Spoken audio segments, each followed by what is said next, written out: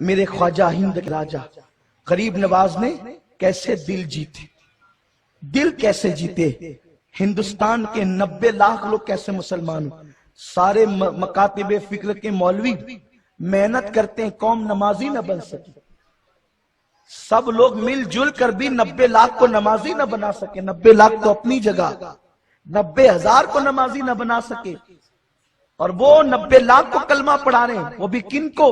راجپوتوں کو، کن کو؟ برہمنوں کو، کن کو کلمہ پڑھا رہے ہیں؟ جو اپنے مذہب میں انتہائی سخت لوگ تھے ان کو کلمہ پڑھا رہے ہیں۔ آخر وہ کون سا طریقہ تھا؟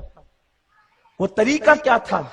یاد رکھیں، سرکار غریب نواز رضی اللہ تعالیٰ نے اپنی پوری زندگی میں روٹی کا جو پاؤ ٹکڑا ہوتا ہے نا، وہ بھی سوکھا ہوا ہمیشہ پانی میں بھگو کر کھایا۔ آپ کی زندگی میں ہندوستان آنے کے بعد کبھی سالن نہیں ہے، صرف سوکھی روٹی کا ٹکڑا ہے، اور وہ بھی پانی میں بھگو کر کے کھاتے ہیں۔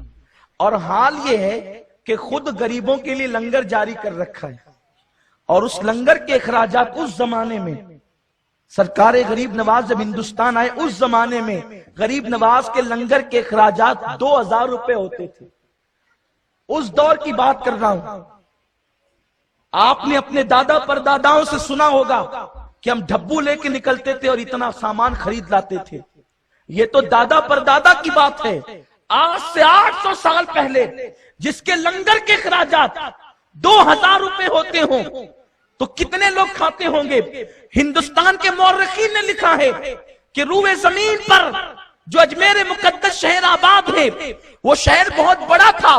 بڑا اس لیے تھا کہ اس شہر کے اندر ہندوستان کا اکھنڈ بھارت کا سمراٹ رہتا تھا، اور سینکڑوں بادشاہ جو اس اکھنڈ بھارت کے اندر اپنی اپنی حکومتیں اور سلطنتیں سنبھالتے تھے، وہ سب کے سب باج گزار تھے اس بادشاہ کے جس کا نام پرتھوی راج چوہان تھا۔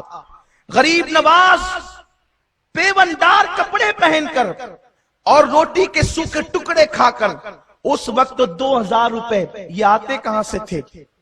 تو سرکار غریب نواز نے خود فرمایا، بابا کتب اس کو بیان کرتے ہیں کہ جب بھی مطبخ کا ذمہ دار آتا اور عرض کرتا حضور کھانا بنانا ہے، تو آپ فرماتے تھے میرے مصلے کے نیچے ہاتھ ڈال اور جتنا تجھے نکالنا ہے نکال لے۔ غور فرمائیں، وہ کھلاتے تھے، وہ کھانے والے لوگ نہیں تھے، کھلانے والے تھے، وہ لوگوں کی مصیبتیں دور کرنے والے تھے۔ بڑے بڑے پنڈت، بڑے بڑے جوگی غریب نواز سے مناظرہ کرنے آتے تھے۔ وہ لوگ پورے ہتھیاروں کے ساتھ، دلیلوں کے ساتھ آتے تھے کہ ہم اس فقیر سے جس کا نام معین الدین ہے مناظرہ کریں گے۔ غریب نواز فرماتے تھے پہلے کھانا کھا لو بابا، اس کے بعد پھر مناظرہ کرنا۔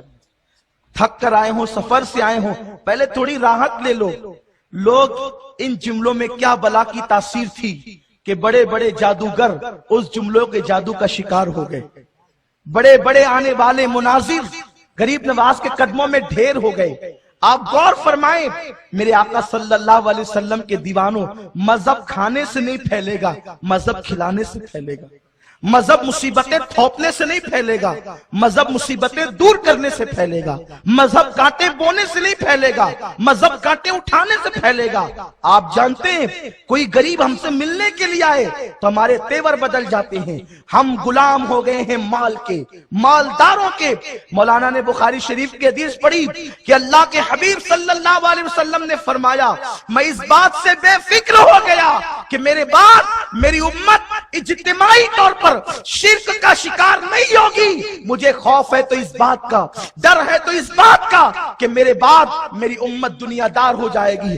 ہاں ہاں یا رسول اللہ، صدقتا یا رسول اللہ، تمہارے منہ سے جو نکلی وہ بات ہو کے رہی۔ آپ نے کہا تھا میری امت دنیا دار ہو جائے گی۔ یا رسول اللہ، آپ کی امت کے خطیب دنیا دار ہو گئے، آپ کی امت کے اللہ اکبر صاحب جبہ و دستار دنیا دار ہو گئے، آپ کی امت کے حاجی و نمازی دنیا دار ہو گئے، الا ماشاءاللہ مال کے اور دنیا کے غلام ہو گئے۔ مالدار آتے ہیں تو ہم ان کے لیے اٹھ کر کھڑے ہو جاتے ہیں، غریبوں کے لیے ہمارے پاس کوئی محبت ہی نہیں ہے، کوئی ہمدردی نہیں ہے۔ غریب اگر مسافہ کرنا چاہیں دل کی گہرائیوں سے، ہمارے پاس کوئی رسپیکٹ نہیں ہوتا۔ یاد رکھنا، نمازیں بتا کر کے دین کی اشاعت نہیں ہوئی ہے، دین کی اشاعت دلوں کو جیت کر ہوئی ہے، دلوں کو فتح کر کے ہوئی ہے، مسکراہٹوں سے ہوئی ہے۔